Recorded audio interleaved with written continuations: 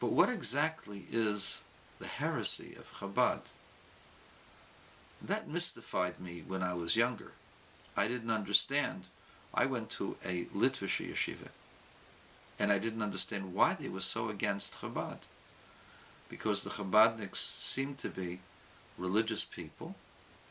The people who were in the Litvish yeshiva actually didn't look as religious as them, and I don't think they behaved more religious than them. No, I was told, we are more religious than them because we study Torah longer and more diligent than they do. Well, when I got to Kfar Chabad and I entered the yeshiva there, I saw many students who studied longer hours than the students in Yeshiva Rabbeinu Chaim Belim where I went. There were no secular studies. We had secular studies. I went to college at night. There's no college for Lubavitchers. Lubavitchers studied from early morning to late at night. But they're Amaratzim. They're ignorant people. And lo and behold, my Rosh Hashiva was Reb Nachum Trebnik, Olav Hasholim. In Yibod L'chaim, Reb Yankel Katz, the Mashgiach, Reb Moshe Lando, the Rav of Bnei Brak, was my Maggid Shir, and I saw a whole world of Torah that differed from the world of Torah that I was used to. And where was the heresy? I was mystified. The heresy really lies in a couple of things, according to the Litvaks. Number one, we believe in the holiness of the Rebbe. So, we Jews believe in the holiness of Moses. Yeah, but you guys really do it different than we do. How do we do it different? Well, you have some kind of ideology of a man unified with God. Very interesting. Eventually I saw that, and the interesting thing about it is that didn't faze me at all. Because you see, everything in the world is unified with God. The difference is that the soul of a Jew has the ability to be aware of God like no other being, not even an angel, because they have the Torah.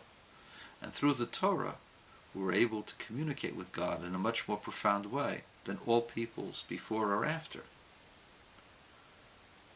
And so the heresy of Chabad is that through the Torah, a man can feel oneness with God. That doesn't mean that the person is God. It means that he feels the oneness that exists throughout the world. I'm looking at a tree and some bushes and some flowers and some grass. They also are one with God, as is my broken driveway, as is the camera that I'm looking at. They're all one with God. But through Torah, a human being, a Jew, can feel one with God. And even though I don't, there has to be someone who feels that oneness. And that was the Rebbe. I have no doubts about that. I'm certain of that. But that's not heresy. Well, you guys think your Rebbe is the Messiah. I never joined Lubavitch to crown anybody as Messiah. But if there would have been a Messiah while he was alive, I have no doubts that it would have been the Rebbe, because nobody was like him that fulfilled the kind of characteristics that Maimonides spells out in chapter 11 of the Laws of Kings. But you guys believe that the Rebbe is the Messiah after he died. I'm not one of those people, but I can tell you that that's also not a heresy. There are many people who believed that their teacher will be the Messiah even after death. Do you know that the Vilna Gaon sent a group of students to Israel, to the Holy Land to pray that he be revealed as Messiah, son of Joseph. There's a whole book on that called Kol HaTor, written by Rabbi Hillel Rivlin, who's one of his students, who describes the prayers that he was to pray at all of these holy sites, especially focused upon the numerical value of Eliyahu ben Shlomo Zalman, which is in some way, reaches 999, which is the concept of Messiah, son of Joseph. Did you know that the Arizal called himself Messiah, son of Joseph? Did you know that Reb Nachum of Chernobyl believed that the Baal Shem Tov was the Messiah, even after the Baal Shem Tov's passing? I have no doubts that the Chassam Sofer, Rabbi Moshe Sofer, when he wrote in his famous responsa in Orach Chaim, number 248, that Messiah will be one of the tzaddikim of this generation, I have no doubt that Rabbi Moshe Sofer knew that he could possibly be the Messiah. I have no doubt that the great rabbis of Israel entertained the possibility that they were the Messiah, because that's what it says in Talmud Sanhedrin 98b. There were 4 major yeshivas. The 4 major yeshivas, each Rosh Yeshiva said, if Messiah is to come in this generation, it's me. Rabbi Yanai said it was him. Rabbi Shila said it was him. Rabbi Chanina said it was him. And others say, Menachem ben Chizkiah. In the yeshiva of Chizkiah, Menachem, the son of Chizkiah, was the Rosh Yeshiva, said it was him.